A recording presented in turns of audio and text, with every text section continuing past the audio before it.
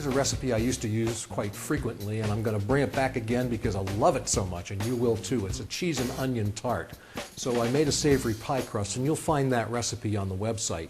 I par-baked it at 425 degrees, and now that it's nice and golden brown, I will pull it out, let it cool, and set it aside while I caramelize a 1 3/4 pounds of sweet onions. You can use Vidalia, Maui, any kind of sweet onion. We just want them to get a deep caramel brown.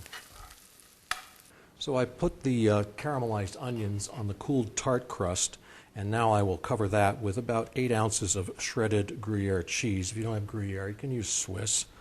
And now I will make the custard, which consists of 3 egg yolks and 1 whole egg, a cup of half and half, and some salt and pepper, and some freshly grated nutmeg.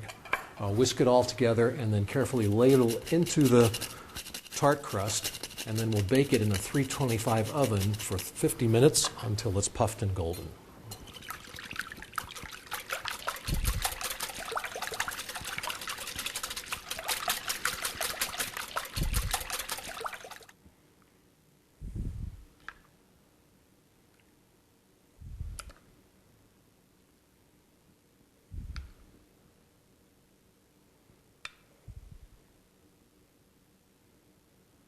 Now you can serve this warm out of the oven or at room temperature. Either way, it's delicious, and I know it's going to become one of your favorites. So get the recipe, including that savory pie crust recipe, by writing to me here at the station, or log on to the website and look for the Kitchen Guy icon.